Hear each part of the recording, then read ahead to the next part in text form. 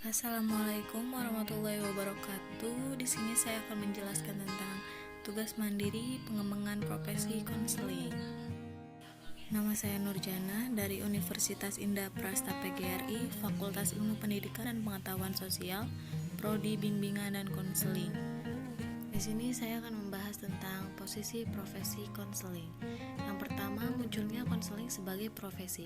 Bimbingan dan konseling sebagai profesi adalah proses pelayanan bantuan yang diberikan oleh tenaga profesional konselor kepada konseling secara tatap muka dengan menggunakan berbagai teknik konseling untuk mendorong pengembangan diri konseling. Profesi erat kaitannya dengan pekerjaan, akan tetapi tidak semua pekerjaan merupakan profesi. Pekerjaan disebut sebagai profesi jika memiliki fungsi sosial, yaitu pengabdian kepada masyarakat, dan di dalamnya tersimpul suatu keharusan kompetensi agar profesi tersebut menjalankan fungsinya dengan sebaik-baiknya.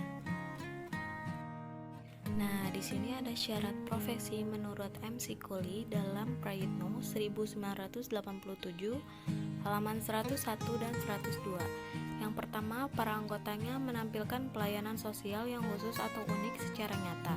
Yang kedua, penampilan pelayanan yang khusus itu pertama-tama didasarkan pada teknik-teknik intelektual.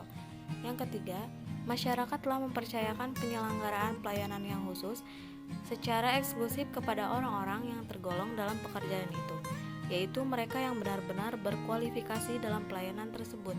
Yang keempat, para anggotanya memiliki kerangka ilmu yang sama yang dapat dipelajari dan dikomunikasikan melalui proses intelektual di perguruan tinggi. Yang kelima, untuk dapat memasuki dan menyelenggarakan pekerjaan itu, diperlakukan pendidikan dan latihan dalam periode waktu yang memadai.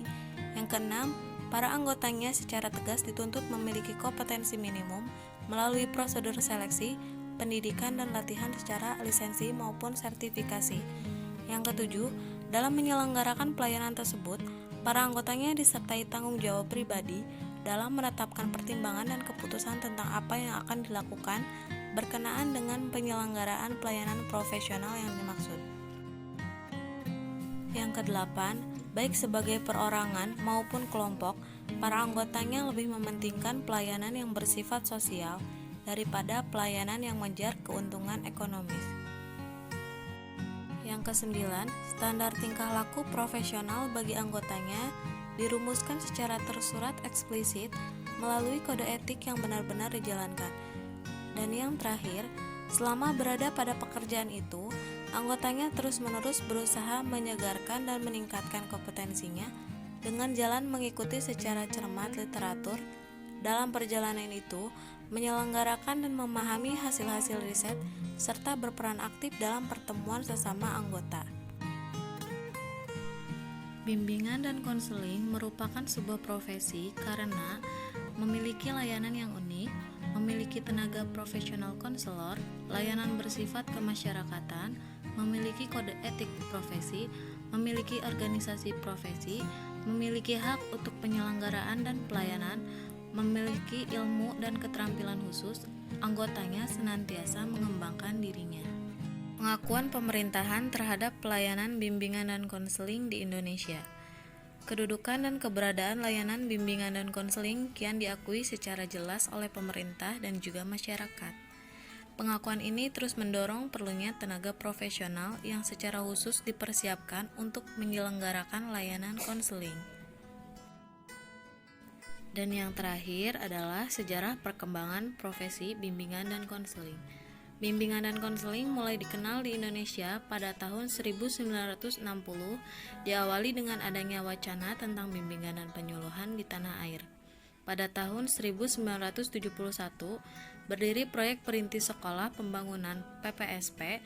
Pada 8 IKIP menghasilkan buku pola dasar rencana dan pengembangan bimbingan penyuluhan pada PPSP. Pada tahun 1975, lahir kurikulum SMA 1975 yang salah satunya membuat buku pedoman bimbingan dan penyuluhan. Dibentuknya organisasi profesi bimbingan bernama IPBI, tersusun AD atau ART IPBI dan kode etik jabatan konselor. Cukup sekian penjelasan dari saya mengenai posisi profesi konseling. Wassalamualaikum warahmatullahi wabarakatuh. Terima kasih.